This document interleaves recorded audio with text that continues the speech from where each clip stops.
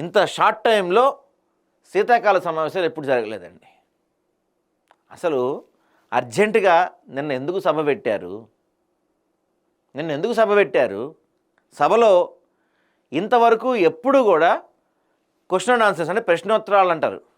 ప్రశ్నోత్తరాలతో సభ ఎప్పుడు స్టార్ట్ అయింది నేనైతే చూడలేదు. ఎప్పుడు సభకు ఒక సాంప్రదాయం ఉంటుంది, ఒక బీఎస్సీ మీటింగ్ ఉంటుంది, ఎన్ని రోజులు ఏంటి అని లెక్కలు ఉంటాయి, ఇవన్నీ ఉంటాయి. అవేమి లేకుండా డైరెక్ట్గా సభ స్టార్ట్ చేసేసారు. డైరెక్ట్గా అసలు ఎందుకు పెట్టారు సభ? ఇవాళ హాలిడే అంటే ఎందుకంటే పాపం మన 119 మంది ఎమ్మెల్యేలు భక్తి పార్వశ్యంలో వీళ్ళంతా మునిగి తేల్తారంటే ఇవాళ ముక్కోటి ఏకాదశి వైకుంఠ ఏకాదశి కాబట్టి వీళ్ళంతా గుడికి పోవాలంటే ఇవాళే ఏకాదశి వైకుంఠ ఏకాదశి వాళ్ళే. రేపేమో 31 అంట, న్యూ ఇయర్ ముందు రోజు కాబట్టి 31 కాబట్టి నైటు మరి ఎన్ని బీర్లు తెచ్చుకోవాలి, ఎన్ని మటన్లు తెచ్చుకోవాలి, ఎక్కడ ఫామ్ హౌస్ బుక్ చేసుకోవాలి, ఏడ కూర్చొని తాగాలని చెప్పి ఏర్పాట్లు చేసుకోవాలంటే అందుకని రేపు అసెంబ్లీ ఉండదంట. ఆ తాగిన దిగదు కాబట్టి 1వ తారీఖు మొత్తం అందరూ తాగి బొజ్జు ఉంటారంట, ఆ రోజు కూడా అసెంబ్లీ ఉండదంట. 2వ తారీఖు సభ పెడతారంట, 2, 3, 4, 5 కథం 4 రోజులు. నిన్న అసలు లెక్కలోకే లేదు, నిన్న జరిగింది ఏం లేదు. నిన్న సభ ఊరికే నల్లలాయి సభ అనమాట. 4 రోజులు. 4 రోజుల్లో తెలంగాణలో ఉన్న ప్రజా సమస్యల గురించి మొత్తం డిస్కషన్ చేసేస్తారు. 4 రోజుల్లో మనకందరికీ సమస్యలపై మారిపోద్ది.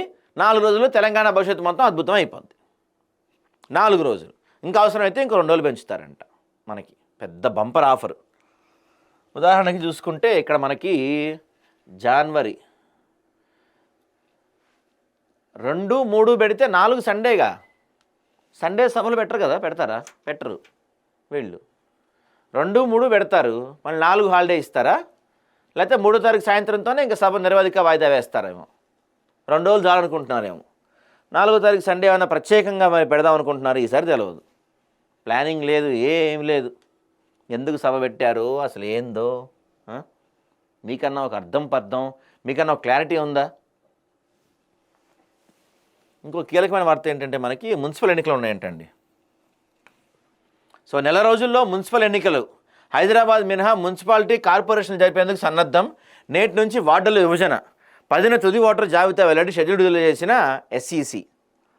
సో మొత్తానికైతే యాక్చువల్గా మనకి ఫిబ్రవరి 26కి జిహెచ్ఎంసీ వాళ్ళ టైం పీరియడ్ కూడా అయిపోద్ది అనమాట. యాక్చువల్గా 2020 డిసెంబర్లోనే ఎలక్షన్స్ జరిగాయి, కానీ 21 ఫెబ్లో వాళ్ళందరూ ప్రమాణ స్వీకారం చేశారు. అంతే కదా, 21 ఫెబ్లో వాళ్ళందరూ ప్రమాణ స్వీకారం చేశారు. సో అంటే ఇప్పుడు దాని ప్రకారం రేపు ఫెబ్ ఎండింగ్కి జిహెచ్ఎంసీలో ఉన్న కార్పొరేటర్ల కాల పరిమితి ముగిసిపోద్ది.